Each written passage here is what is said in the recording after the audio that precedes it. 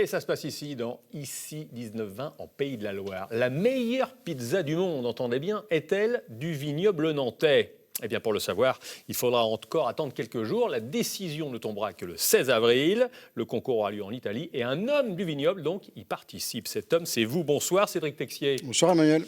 Vous êtes salarié d'une banque et, à côté de ça, pizzaiolo. Et vous venez d'un joli coin, donc du vignoble nantais, forcément la commune du Loroux-Bottrau, au sud-est de Nantes. Ce concours mondial qui va regrouper combien de participants ? Environ 700. 700 participants, 700 pizzaiolo comme vous. Des professionnels ou pas ? Que des professionnels. Que des professionnels, dont vous êtes. Dont vous je avez suis. une activité, on va en parler à côté. Aussi. Pourquoi vous participez à ce concours ? Déjà pour une fierté personnelle, pour un aboutissement d'un parcours aussi. Le fait de commencer amateur et puis de finir en haut de la marche, au haut du podium, ça reste comme une sacrée fierté pour moi et pour ma famille. Ça fait combien de temps que vous faites des pizzas ? Ça fait à peu près 10 ans que j'en fais. Voilà. Alors d'abord en amateur, D'abord en amateur. et puis ensuite vous avez monté quoi ? Une petite structure, une petite école ? Une petite micro-entreprise où je fais des pizzas. Je donne aussi des cours de pizza napolitaine à domicile. Donc je me déplace carrément chez les gens pour leur apprendre à faire la pizza avec leur four ménager à eux. Et ensuite, éventuellement, si on a besoin de vous pour une fête, de famille, entre collègues, entre amis, on vous appelle et vous venez faire des pizzas à domicile ? Ouais, là par contre du coup je viens avec mes fours napolitains, carrément, je fais au bout de la table et je fais les pizzas devant les gens. Alors, napolitain, four napolitain, pizza napolitaine. La vraie pizza, celle du concours qui aura lieu à Parme, Ouais, le 15 avril, résultat le 16, C'est ce ça. sera une napolitaine. ouais, tout à fait. Une napolitaine qu'on appelle une margarita, c'est ça ? Alors là c'est la margherita, oui, la napolitaine margherita. C'est celle qu'on voit là, C'est celle qu'on voit ici en miniature. c'est celle de droite. Celle de gauche, c'est un aménagement personnel. C'est la même, sauf que dessus j'ai mis un petit peu de fantaisie au niveau de la décoration. Bon. Que doit-elle comporter ? Que doit-elle contenir, cette fameuse pizza ? Alors la pizza napolitaine margherita contient par contre très peu d'ingrédients. C'est uniquement déjà la pâte, on le fait avec de la farine, de la levure, très peu de levure, de l'eau, du sel, c'est tout. Ça, c'est basique, ça. Basique. C'est presque comme du pain, à la base. C'est comme du pain en fin de compte. Sauf que la pâte, par contre, elle ne fermente pas au frigo. Elle fermente uniquement à température ambiante. Le frigo est strictement interdit.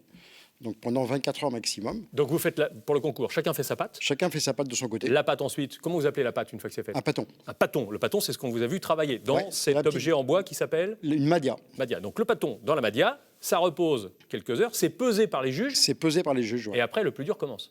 Le plus dur commence. C'est-à-dire, Après, vous avez un il faut temps faire, limité. On a 10 minutes top chrono. Une fois qu'on a posé le pâton sur le plan de travail, entre le pesage du pâton et puis la cuisson, on a 10 minutes top chrono.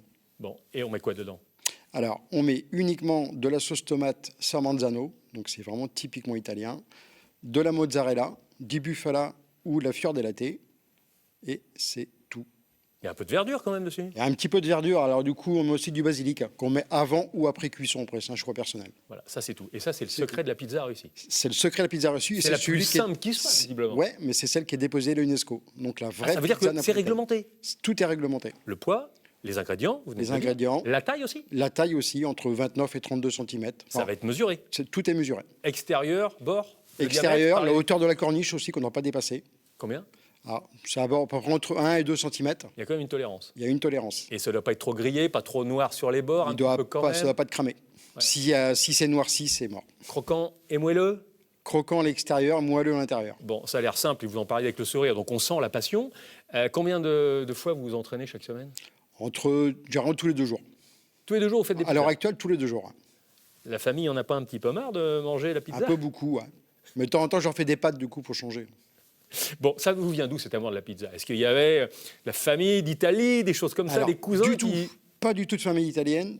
Personne dans le métier. Moi, je voulais déjà boulanger petit. Du coup, après, voilà, je suis passé à autre chose. Et puis, il y a une dizaine d'années, ça m'est revenu de refaire un peu de pâte à la maison. Et là, du coup, ça a pris une ampleur phénoménale. Je me suis pas arrêté. Bon, alors vous avez un travail à côté dans une banque. Tout à fait. De logistique. Ouais. Vous avez monté votre micro-entreprise. Vous avez envie à terme de, avec le titre ou sans le titre de champion du monde, de passer au 100% pizza ? Du tout. Du tout. Je veux que ça reste, voilà, je veux que ça reste avant tout une passion. Du coup, en vivre aussi un petit peu à côté. Mais je veux pas le fait que si ça vient vraiment un métier pur, je verrai pas aussi bien. Pourquoi ? Parce que du coup, il y aura beaucoup de contraintes que je n'ai pas à l'heure actuelle. Et je pense que le mot passion va partir au fur et à mesure. Mais après, pour le mot vous business. pouvez vous entourer aussi. Ouais, mais ce n'est pas du tout le but recherché. Bon. Vous avez l'impression, quoi, en dehors de nourrir votre passion, justement, de nourrir les gens, d'apporter du bonheur ? Clairement, c'est ça. quand je pars une fois que j'ai fait un cours d'initiation, que je pars de chez les gens ont le sourire, mais c'est impressionnant. Et ils sont super contents. Qu'est-ce qui explique ça? Le fait je sais pas, d'apprendre à faire une vraie pizza, c'est pas très compliqué. Enfin, il suffit qu'on ait les bonnes bases simplement. Et quand je vois les gens faire une bonne pizza, ils auront un sourire quand ils la voient gonfler dans leur four ménager, mais c'est excellent. Ils ont l'impression d'avoir inventé quelque chose. Ouais, c'est ça, clairement. Bon. Le prix d'une pizza chez Cédric Texier? Ça varie entre 11 et 17 euros. Et ça les vaut vraiment? Ah oui. Alors moi, je mets que des produits italiens déjà dessus.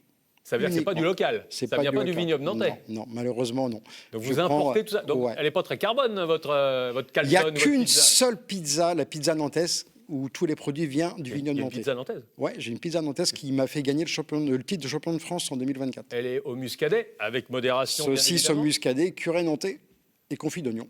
Et ça marche. Ça cartonne. Bon. Si vous êtes champion du monde, qu'est-ce que ça va changer? Ça va changer mon regard des gens envers les gens. Forcément, le fait qu'on a un titre, on est vu différemment quand même, par mes collègues aussi qui ont des pizzerias que je connais aussi, forcément. Et puis, ça va amener aussi une notoriété. Et puis, forcément, un développement au niveau des demandes, des prestations, automatiquement. Ouais, vous attendez une explosion des demandes. Oui. Ça veut dire que la pizza à 11 euros, elle va passer à 13 ou 15 euros? Peut-être. Certainement. Bon. Vous concourez pour ce titre? Vous y croyez vraiment? Ouais, j'y crois. Par contre, ouais, j'espère au moins. Je vise, on va dire le top 50. Ce serait bien. Après, si je fais mieux, tant mieux. Mais déjà le top 50, ça serait déjà une grosse fierté quand même. C'est ce qu'on vous le souhaite. Parce qu'on scintille quand même. On attaque quand même les Italiens. C'est les champions. Il s'appelle Cédric Texier, salarié dans une banque d'un côté, pizzaiolo de l'autre, et peut-être le meilleur pizzaiolo du monde. On saura ça mi-avril. Merci beaucoup. De rien. On se poursuit.